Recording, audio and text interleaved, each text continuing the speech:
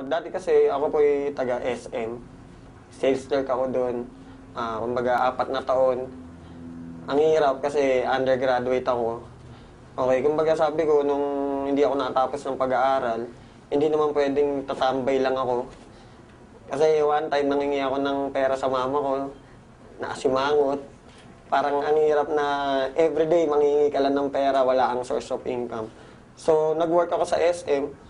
Kaya lang, parang napapansin ko, ang tagal na ng panahon, wala nagbabago sa akin. Dumating yung time na yung escalator na dinadaanan ko, yun lang lagi. 3 taon na, 4 na taon na, wala nagbabago. So, naghanap ako ng paraan, kumbaga paano magbago yung buhay ko. Naimbita ako ng kaibigan ko, si Philip J. Una, hindi ako naniniwala sa kanya. Ang tagal niya ako iniimbita pero wala kasi sa SM, syempre, 8 oras ka nakatayo. Kumbaga, pag day off ko, nagsisinungaling na lang ako. Kunwari, may lakad ako para hindi ako makapunta sa kanya. Pero yung time na nakita ko yung negosyo, isa lang sinabi ko, isa lang naisip ko, sayang. Sana pala, nung una pa lang, iniimbita niya ako. Kumbaga, sumama na ako. Wala na nasayang na panahon. Kasi may nangyari sa akin, kaya ako kailangan pa ng dahilan para sumama ako sa kanya kasi last year, okay, nagka-baby ako. May 20 yun, May 20 sila pinanganak. Kaya lang, wala akong mga pambili ng gamot. Wala akong pang sustento. Kumbaga yun, nawala sila. Okay, nawala sila May 20. Libing nila May 21, yun yung birthday ko. Kaya yung nangyari sa akin, iniimbitan niya na ako nung before. Hindi ako sumasama, pero nung nangyari yun, nawala yung 2 kong anak, kambal yun. Sabi ko, hindi pwedeng maulit yan sa akin kasi sabi ko nga magulang mo mag-abroad, masakit para sa'yo, di ba? Anak mo pa kaya, ilibing mo sa araw ng kaarawan mo. Sobrang sakit. Sobrang pag naalala ko yun.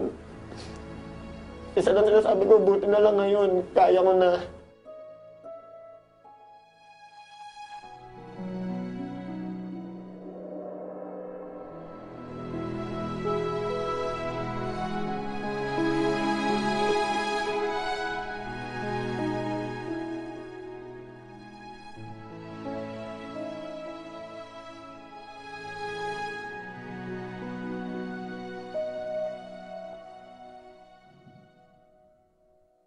Imagine, pambili nung mga pangangailangan nung kambal ko, hindi ko mabili kasi wala akong pera, wala ako. Kaya ngayon, nandito ako. Sabi ko, hindi na mauulit yun. Kaya ngayon, sumama ako sa V-Mobile para hindi na maulit yung mga dati nangyari sa akin. Alam mo yung walang-wala ka, trinabaho mo, pagsahod mo, bus ka agad, alam mo yun, parang bayad utang lang, trabaho, bayad utang ka, wala nangyayari. Kaya nung dumating yung nangyari sa akin na yun, sobrang sakit. Parang wala akong magawa. Sinabi sa akin ng mga doktor, wala daw pag-asa kasi 6.5 months, pero hindi naman ganun eh. Sinabi lang nila yun para wag ako masaktan. Ngayon, masasabi ko, umikot talaga yung buhay ko. Bawat minuto ng oras ko, bawat segundo, masasabi ko may kwenta na, may sense na.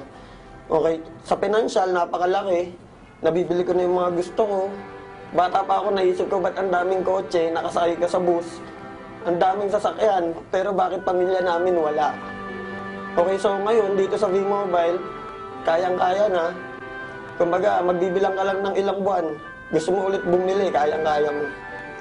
Actually, sa buong pamilya ko, natutulungan ko na sila. Dati, mama ko manghiram lang sa akin ng 200. Bukas, sisingilin ko na. Kasi wala ka ng panggastos. Ngayon, bigyan mo 1,000, 2,000, wala na eh. Hindi mo na iisipin kasi laging papasok na yung income sa'yo. Yung father ko, sumali siya nung nakabili na ako ng kotse. Siyempre, mga tao, pati mga kaibigan ko, nung nakabili na ako ng kotse, doon na sila nagsisalian. Kaya lang, sumali nga sila, pero ang problema, yung time. Sana kung nagsisimula pa lang ako, naniwala na sila sa akin, di sana kasabay ko sila ngayon. Mga tao kasi, mga Pilipino, to see is to believe. Actually, magulang ko, ganun din eh. Nung sinabi ko sa kanila yung negosyo, inintay pa nila na magka-resulta ako. Ayaw pa nga ako pag-resignin ng mama ko sa SM kasi sayang daw yung 13th month. Ma-advise ko lang, magtiwala ka. Kasi yun lang naman ginawa ko. Nagtiwala lang talaga ako. Unang-una kasi pwede mo isipin na imposible. Pwede mo isipin na walang mangyayari sa'yo dito. Pero once na inisip mo yun, talagang wala. Isipin mo lang na kaya mo, magtiwala ka sa mga taong nakapaligid sa'yo. Ako, sobrang laki ng papasalamat ko sa mga grupong nakapaligid sa akin. Techno Royal, Prestige, Triad, okay sila Martin, Elite. Okay kami dito kahit hindi kami magkaagrupo. Pamilya kami lahat. Nandiyan sila, aalalay sila para sa'yo. Sobrang nagpapasalamat po ako sa V-Mobile. Kasi sa totoo lang, nung pag nagdadrive po ako ng kotse, ako lang isa iniisip ko, paano kaya kung wala ako sa V-Mobile?